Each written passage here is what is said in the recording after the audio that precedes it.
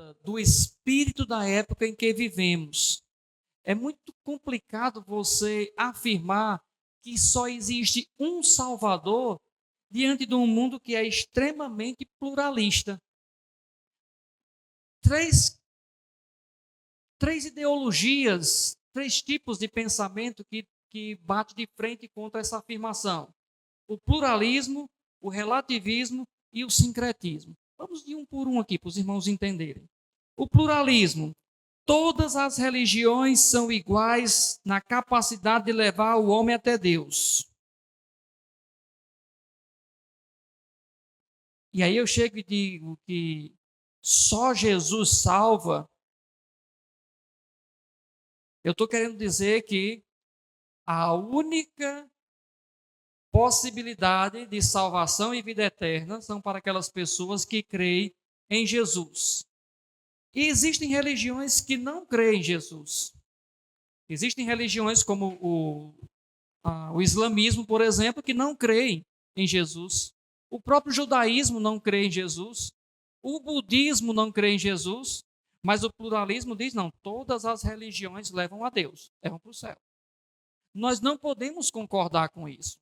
Então, quando você chega e diz só Jesus salva, é ofensivo para a mentalidade pluralista. Um outro problema também, o relativismo.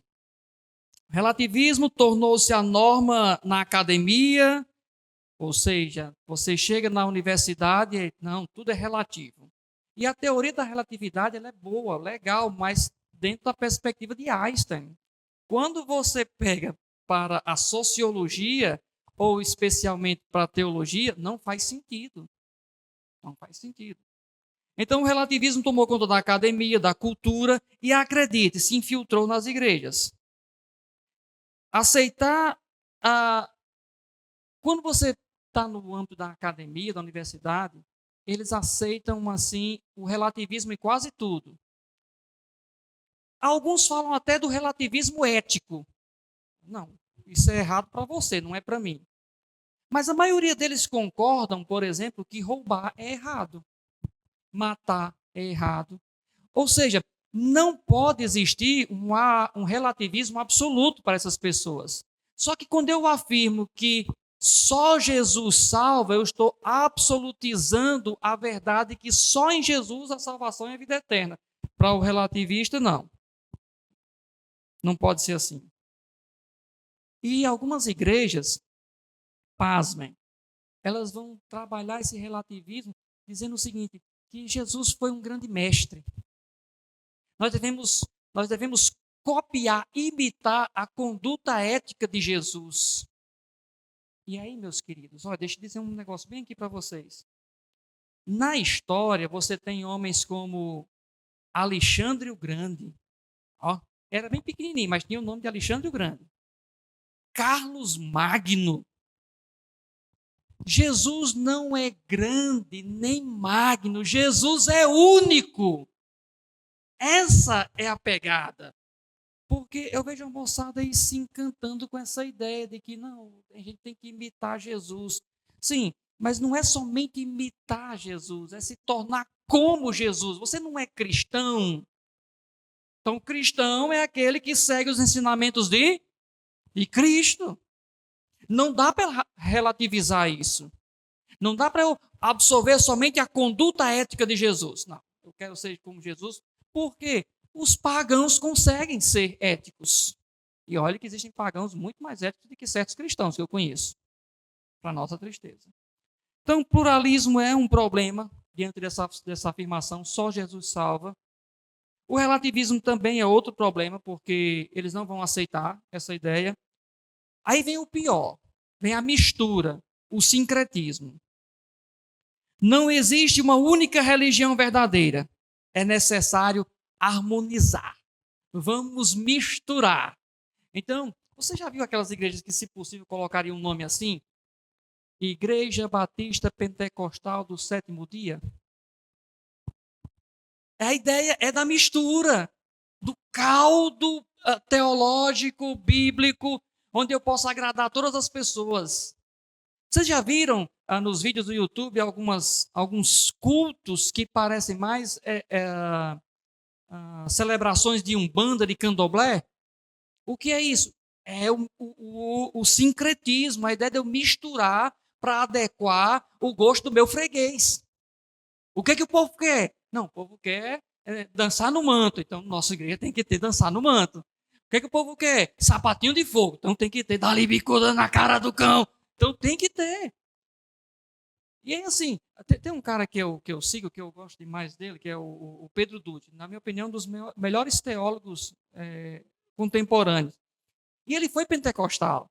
Ele diz o seguinte, que às vezes ele é invadido a mente dele por alguns hinos de fogo da época dele, que não faz nem sentido teologicamente, mas é invadido para mostrar que a música também faz parte do nosso culto. Eu não tenho problema nenhum com o seu gosto pessoal de música, irmão. Você pode escutar o que você quiser na sua casa. Agora, dentro do layout de culto, onde nós nos propomos a ser luz para um povo que está em trevas, o nosso culto tem uma teologia, nossa adoração, nosso louvor. Eu não posso misturar. E aí as pessoas pensam que não, mas igrejas como aquela aqui no Brasil, bem grande, né, Universal do Reino de Deus, você chega, você tem o quê? Uma mesa com um pano branco. Isso lembra o quê? Espiritismo. Você tem o quê? Um candelabro. Isso lembra o quê? O judaísmo. Você tem o quê? Uma Bíblia. Ou seja, a mistura, e você vai tendo uns crentes tudo misturado. Parece um Frankenstein. Um braço no judaísmo. Né? Pastor, seria muito bom se eu tivesse um chofar aqui para chamar o povo. Meu irmão, isso para que isso? Vamos comprar uma miniatura de arca para ser o gasofilácio. Não dá, gente. Agora, nós brasileiros somos sincréticos. A nossa alma é sincrética, no sentido de, não estou falando da alma como parte do corpo humano, mas da nossa essência, nossas raízes. Encontrei a palavra. Nossas raízes são sincréticas. E agora, tem mistura que não dá certo. Não dá certo. Olha, você pode pelejar, misturar água e óleo. Não vai dar certo. Não vai dar certo.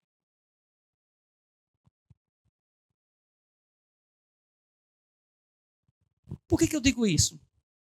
É muito comum as pessoas dizerem assim: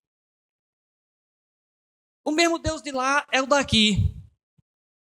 Não é, minha gente. Querido, existem certos cultos os quais o Senhor abomina. Abomina. Cultos semelhantes ao candomblé e ao espiritismo, o Senhor abomina. Andrezinho, por bondade, coloca aqui. 2 Reis 17, 17. Queimaram seus filhos e as suas filhas em sacrifício, praticaram adivinhação, consultaram os que anunciam presságios e venderam-se para fazer o que era mal aos olhos do Senhor, provocando assim a ira dele. Então, nunca vou queimar um filho meu, pastor, mas eu gosto de uma adivinhaçãozinha. E um dia desse eu vi, e a gente comentou aqui na quinta-feira, uma mulher que era cigana, fazendo leitura de mão e que era crente. Ela disse, eu vou para a igreja. Gosto da minha rajada de glória. Mais de 50% dos desigrejados em São Paulo são de igreja pentecostais. 8% estão nas igrejas históricas. 2 Reis 21, 6. Por favor, Andrezinho, só para a gente ilustrar melhor aqui. Chegou a queimar o próprio filho em sacrifício, praticou adivinhação, consultou os que anunciam presságios, recorreu a médiuns e a quem consultava os espíritos. Fez o que era mal aos olhos do Senhor, provocando sim a ira deles. Não, o mesmo Deus de lá não é o mesmo Deus daqui. Deus abomina, Deus se ira, Deus não aceita esse tipo de culto. Apocalipse 9, 21.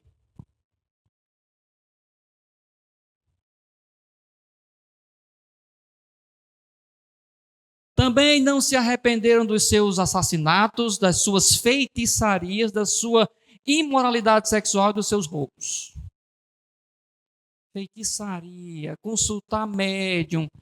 Então, queridos, por que é que algumas igrejas estão querendo se parecer com esse tipo de culto? Por causa da raiz sincrética do brasileiro. Desejam ganhá-los a qualquer custo. E aí, para isso, eu vou esvaziando o cristianismo do Cristo. Eu vou tirando o Cristo, que é a mensagem central da nossa fé. O sincretismo é um perigo. Agora, se Neemias, que está bem ali, que é professor,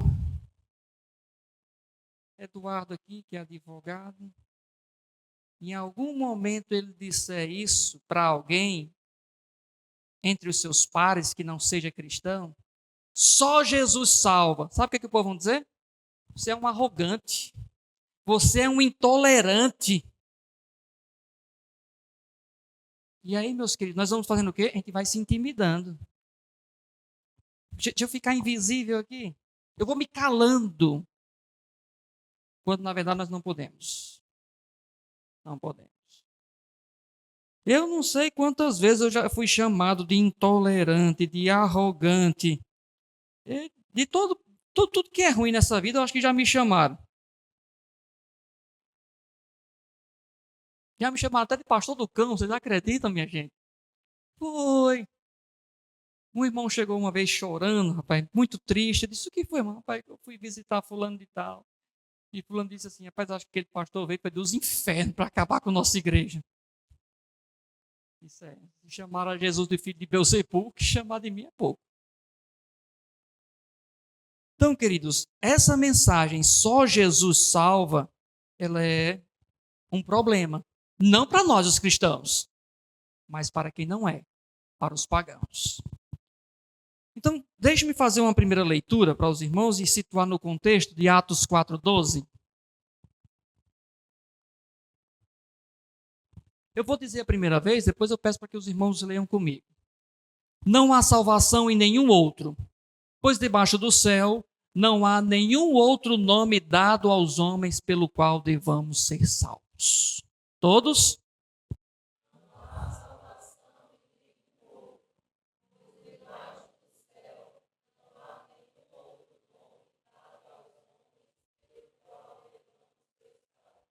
Então, o que é que nós temos aqui? Uma palavra clara. Talvez uma das verdades mais evidentes em todo o Novo Testamento. E em que contexto foi dito essas palavras? O livro de Atos é interessante, que ele vai abordar a descida do Espírito Santo para viver plenamente com os cristãos. Só que, antes da descida do Espírito Santo, por favor, André, João 20:19, veja como é que estão os discípulos depois que Jesus ressuscitou e antes da descida do Espírito Santo. João capítulo 20, versículo 19. Ao cair da tarde daquele primeiro dia da semana, o domingo, estando os discípulos reunidos a portas fechadas, por medo dos judeus, Jesus entrou-se, pôs-se no meio deles e disse: paz seja com vocês. Antes da vinda do Espírito Santo, eles estavam com medo, trancados. Vamos lá. Vamos ver o que acontece depois da vinda do Espírito Santo. Atos capítulo 4, versículo 3. Eles, os religiosos, agarraram Pedro e João e, como já anoitecia, os colocaram na prisão até o dia seguinte. 5:18 de Atos. Por isso mandaram prender os apóstolos, colocando-os numa prisão pública. Antes da descida do Espírito Santo, eles estavam trancados com medo. Depois do Espírito Santo, eles estavam trancados por não ter medo de falar de Cristo.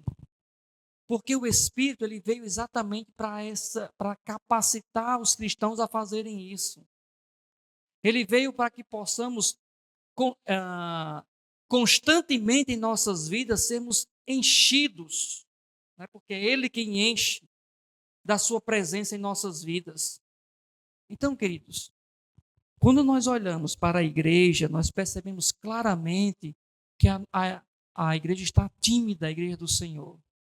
Ela está optando muito mais por uma mistura sincrética, onde possa atrair as pessoas sem muita exigência, quando, na verdade, esse encher-se do Espírito é lhe dando ousadia para você falar do Evangelho.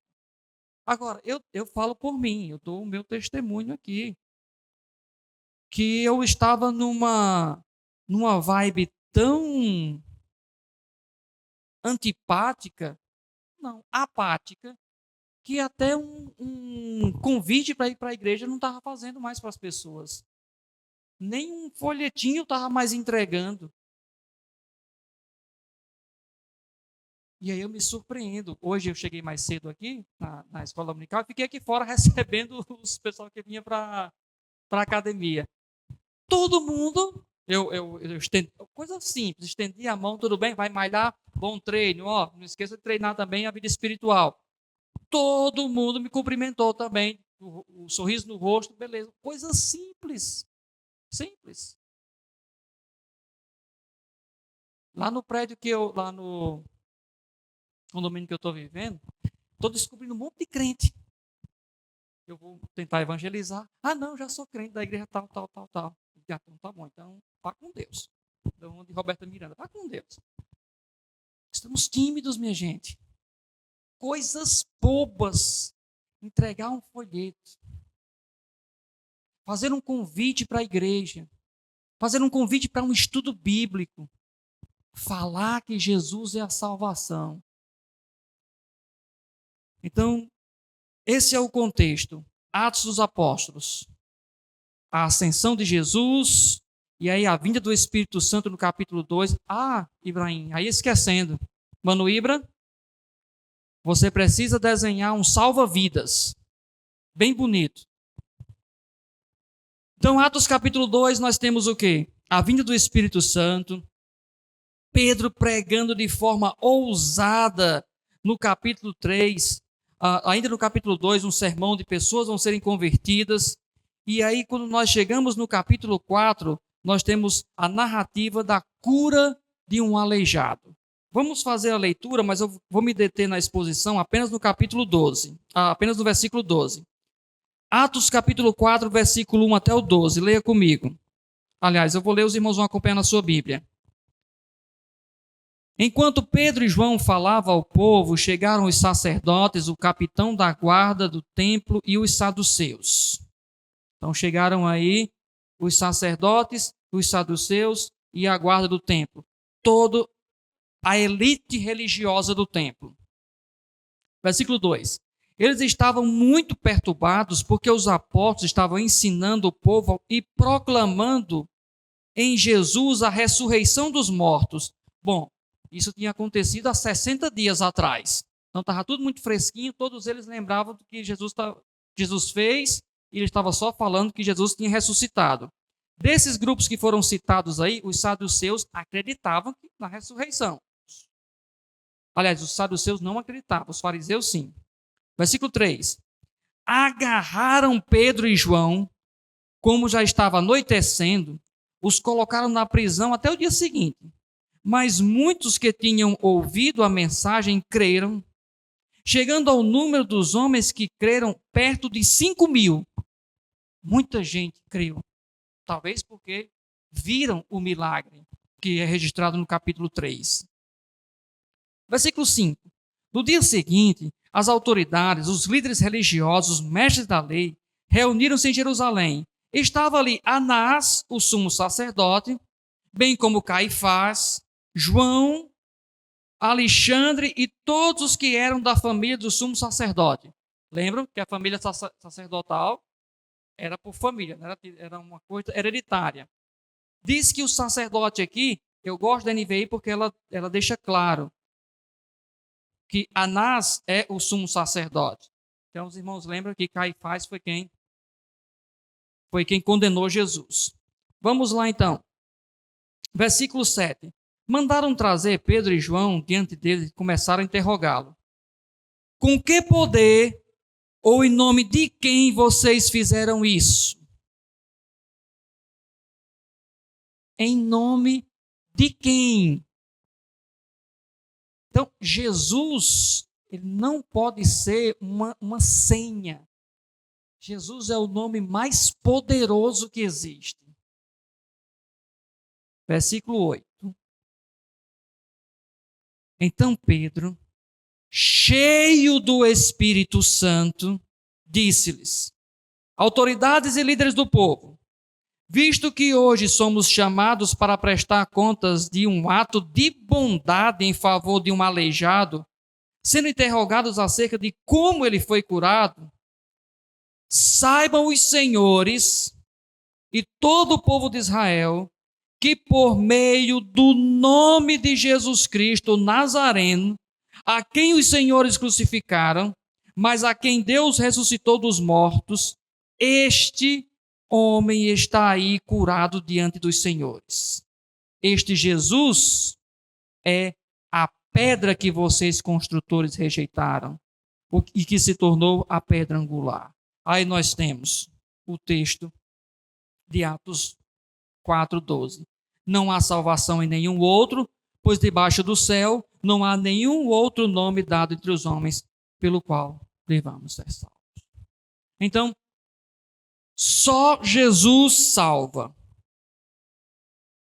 porque ele é único. Não existe outro Jesus. O Jesus que é apresentado fora das Escrituras é um Jesus genérico, é um Jesus que não é autêntico. O Jesus que para você segui-lo não lhe faz exigências nenhuma, não é o Jesus autêntico, é o Jesus genérico, o Jesus criado pela a engenhosidade humana. Porque Jesus faz exigências. Ele sempre fez exigências. O texto de Atos começa assim: não há salvação em nenhum outro. O que torna Jesus uma pessoa única? Vamos pensar, por exemplo, no seu nascimento. O profeta Isaías, 700 anos antes de nascer, capítulo 7, versículo 14, vai dizer: a virgem vai ter um filho. Quando você abre as páginas de Mateus, você percebe claramente que essa profecia é concretizada em Cristo.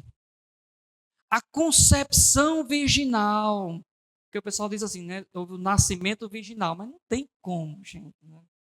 Aí é você forçar. A concepção virginal. Maria era virgem. E o Espírito Santo foi quem concebeu Jesus. Isso torna Jesus único. Você conhece alguém que nasceu assim? Já ouviu falar de alguém? Obra do Espírito Santo. Isso nos mostra que a salvação ela é sobrenatural, gente. Não conseguimos explicar. Não é à toa que Jesus vai dizer o seguinte para Nicodemos, esse grande erudito: necessário vos é nascer de novo. E ele não entende. Por quê? Porque as coisas espirituais só se discernem espiritualmente. Então, quando eu penso no nascimento de Jesus, eu penso que ele é único. É uma prova de que ele é único. Segundo, só Jesus salva porque ele é Deus. Aí a outra parte do versículo diz assim: debaixo do céu não há nenhum outro nome. Jesus, ele é Deus. E é por isso que ele pode nos salvar. Veja o que Jesus diz de si mesmo. Vamos lá, Andrezinho, agora, na saga. João 10:30. Eu e o Pai somos um. E ele está se referindo a Yahvé, o Deus Todo-Poderoso. João 14:19.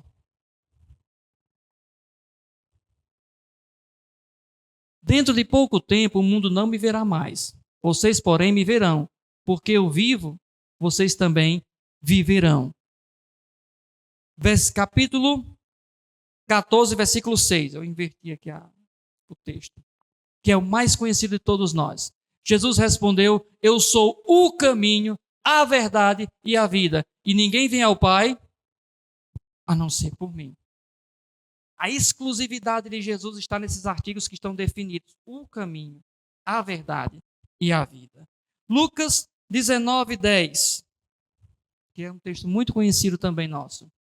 Pois o Filho do Homem veio buscar e salvar o que estava perdido. Ele é Deus, ele foi enviado com essa missão.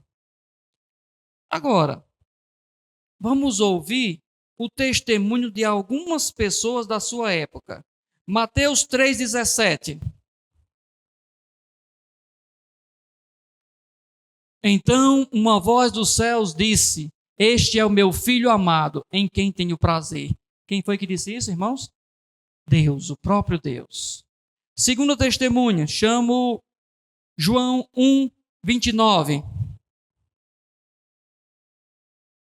No dia seguinte, João viu Jesus aproximando-se e disse: Vejam, é o Cordeiro de Deus que tira o pecado do mundo. Quem é que pode perdoar pecado? Só Deus. Então, João Batista, como testemunho da divindade de Cristo. Outro testemunho. Lucas 1:46 e 47. Então Maria disse: A minha alma engrandece ao Senhor, e o meu espírito se alegra em Deus, o meu Salvador. E ela está dizendo isso exatamente por ocasião que ela soube em que estava grávida de Jesus. Maria como testemunho. Mateus 16:16. Vamos ver Pedro, um dos discípulos mais famosos que nós temos. Simão Pedro respondeu: Tu és o Cristo, o Filho do Deus vivo. E por último, João capítulo 20, versículo 28, o testemunho de Tomé. Tomé lhe disse: Senhor meu e Deus meu. Meus queridos, nós não conseguimos dimensionar essa frase vindo da boca de um judeu. O judeu nem sequer falava o nome Yahvé para não tomá-lo em vão. E reconhecer que uma pessoa é Deus porque ele era. Testemunhos extra-bíblicos, né? Rapidinho aqui, Napoleão Bonaparte disse o seguinte: Meu amigo, de homem eu entendo e posso lhe afirmar que Jesus Cristo não foi apenas homem, ele também foi Deus. Jean-Jacques Rousseau: Se Sócrates viveu e morreu como sábio, Jesus viveu e morreu como Deus. Jesus, ele é inigualável. Ele é único. Não temos dois Jesus. Agora, o Jesus que tem sido pregado é um Jesus, na maioria dos lugares, um Jesus genérico. Se fugir do que está nas Escrituras, que ele é Deus e que ele também é humano, é um Jesus genérico. Não deve ser aceitado nem seguido. E o texto diz: debaixo do céu não há nenhum outro nome. Interessante é que no capítulo 3, que eu não li, mas o versículo 6, eu queria que o irmão André colocasse aqui, para a gente ver a importância do nome de Jesus. Pedro disse, o coxo estava lá, de frente à entrada do templo, pedindo esmolas. Pedro disse: Não tenho prata nem ouro, mas o que tenho dou a você. Em nome de Jesus, o Nazareno, levanta e anda. Em nome de Jesus.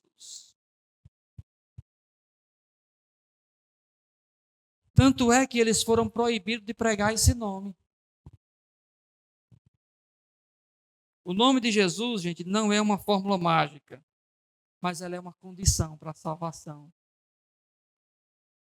Romanos 15:20. Deixe-me fazer mais uma leitura. Espero que eu tenha aceitado a referência. Sempre fiz questão de pregar o evangelho onde Cristo ainda não era conhecido, de forma que não estivesse edificando sobre alicerce de outros. Então Paulo pregava a Cristo, pregava sobre Jesus. Então, queridos, só Jesus salva, porque ele é único, não existe outro Jesus, porque ele é Deus. E aí eu quero terminar dizendo que ele é a salvação. A pergunta que muitos fazem é: salvar de quê? Já teve a experiência de pregar para alguém, a pessoa dizer: mas sim, mas Jesus salva de quê? E aí Romanos 3:23, que é um texto que todos nós conhecemos, diz. Romanos 3:23.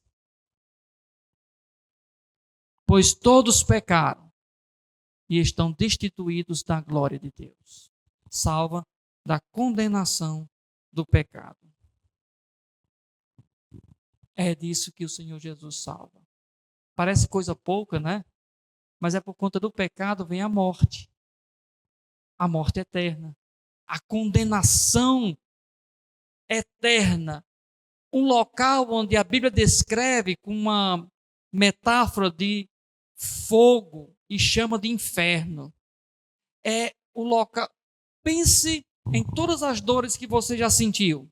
Dor física, dor emocional. Tudo isso vai ser constante no inferno. E a salvação é em Cristo Jesus. O que as pessoas não entendem, gente, é que a salvação ela é de graça, ela é gratuita. Porque uma coisa, a Bíblia é muito clara, ninguém é salvo por mérito. Ninguém é salvo por aquilo que você faz. É pela graça que você é salvo. Mas essa salvação só é gratuita porque houve um preço, alguém pagou. E quem pagou foi Jesus na cruz.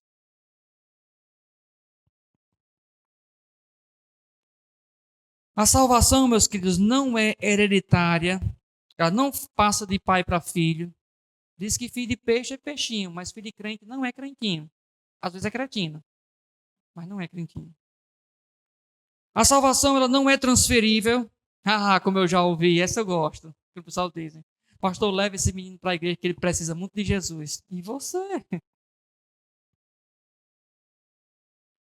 A salvação não é por méritos, né? Fiz muito, Deus vai me dar a salvação. A salvação não é por atos religiosos. Eu não falta um culto, pastor. Ou eu não falta uma missa. Eu fui batizado, eu cantei na igreja, eu fui um pregador. Não, não é por isso que você vai ser salvo. Não é por esse aspecto da religiosidade. É por crer realmente em Jesus Cristo. Essas coisas de você vir para o culto, de você ser um dizimista, de você dar um bom testemunho, de você viver uma vida ética do reino, são consequências da sua salvação em Cristo Jesus. E a salvação não tem muito a ver com intelectualidade, minha gente. É pela fé, é pela graça. Mamãe ela é analfabeta, mas mamãe é crente. Crente em Jesus. Nunca leu uma palavra. Eu estou fazendo assim com ela. Toda vez que eu ligo, então eu ensino um texto bíblico para ela. Então, vamos lá, mamãe. Vou ensinar hoje para a senhora o Salmo 23, versículo 1. O Senhor é meu pastor, nada me falta. Ah, esse eu já sei. Depois vamos, diga. O Senhor é meu pastor, nada me faltará. Salmo 23, versículo 1. Aí ela me perguntou, eu vi tem outro texto bíblico que eu gosto muito, queria que você me ensinasse. Eu disse, qual, mãe? Posso todas as coisas naquele que me fortalece. Beleza. Filipenses 4:13. Posso todas as coisas naquele que me fortalece. A fé não é um processo intelectual. Não é só para os sabidões, sabichões, não. Todos podem chegar à fé.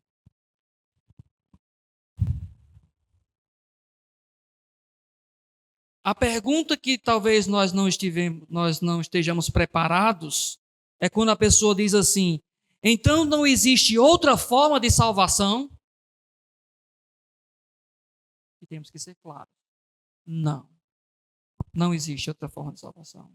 O que nós sabemos a partir das Escrituras é: não existe possibilidade de salvação própria. Ah, pastor, então não existe possibilidade da religião tal ter pessoas. Não, não existe. Porque é só através do nome de Jesus que alguém pode ser salvo. Ah, pastor, mas tem a revelação geral da natureza. Paulo não diz que os atributos de Deus se revelam para toda a humanidade. Mas essa revelação não salva. Ninguém ganha a própria salvação, seja através da religião, seja através da sinceridade, seja através da filantropia. Só através de Jesus Cristo. Então, para ser salvo, o que é que Cristo exige? Arrependimento. E acredite, nós não temos condição de nos arrepender, gente. É Ele quem produz o arrependimento. se hoje ouvides a voz do meu Espírito, não endureçai os vossos corações. É Ele quem produz o arrependimento para os nossos pecados. Crer em Jesus, acreditar que Ele é o Filho de Deus, que Ele é o único Salvador, que não existe nenhuma possibilidade dos grandes homens, de José, de Maria, de qualquer tipo de santo promover a salvação. Não existe. É você ir contra as Escrituras ensinar isso. Só Jesus. Então, para você ser salvo, você precisa arrepender-se dos seus pecados, você precisa crer em Jesus. E aí uma outra coisinha bem aqui, gente, que falta. Obediência. Sabe por quê? Porque o Satanás, o cão, o cramulhão, o bicho velho, aquele que a gente não pode dizer o nome, a Bíblia diz que ele crê que estremece, mas ele não é obediente. Conhece a Jesus, presenciou todos os milagres que Jesus fez, mas não obedece. Então a obediência, e aí é onde está a pegada mais difícil para o mundo hoje. Eu falo de hoje porque eu não sei como é que era antigamente. É torná-lo Jesus Senhor da sua vida. Senhor. Submissão total ao Senhor Jesus. Sabe como é que Paulo diz isso lá em Gálatas 2:20? Vivo não mais eu, mas Cristo vive em mim. Essa é a pegada, gente. E vocês vão perceber o quanto que é difícil.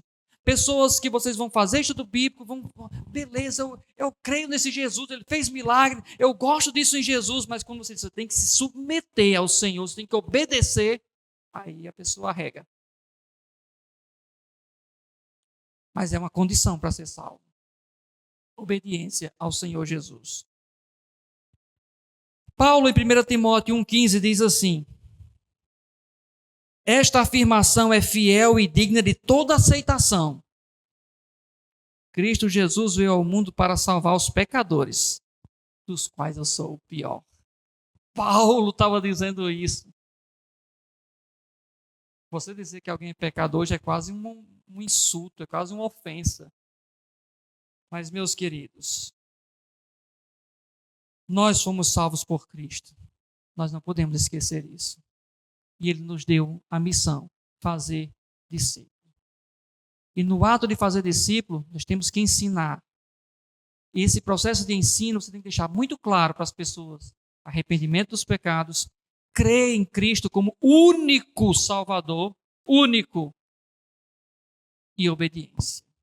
E aí sim, você pode dizer, eu sou salvo. Por quê? Porque a Bíblia diz. Último texto. Andrezinho, e alguém me ajude aí, Romanos capítulo 10, versículo 11, é isso? Se confessares. Romanos capítulo 10, versículo 9. 9 e 10. Diz assim: se com a boca você confessar que Jesus é Senhor, e crer no seu coração que Deus o ressuscitou dentre os mortos, todos, porque com o coração se crê para a justiça e com a boca se faz confissão para a salvação.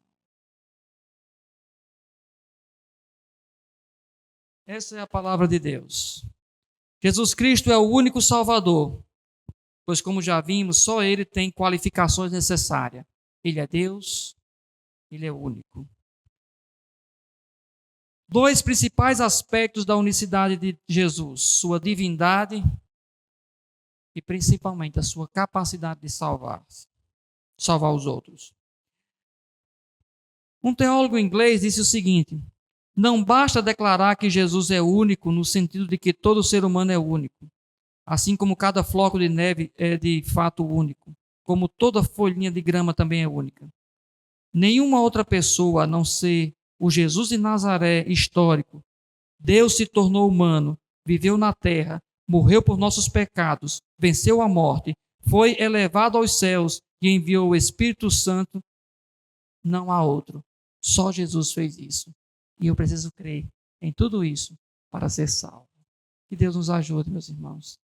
a cada dia ser enchido pelo próprio Deus, do Espírito Santo, para que ousadamente falemos de que Jesus é o único Salvador.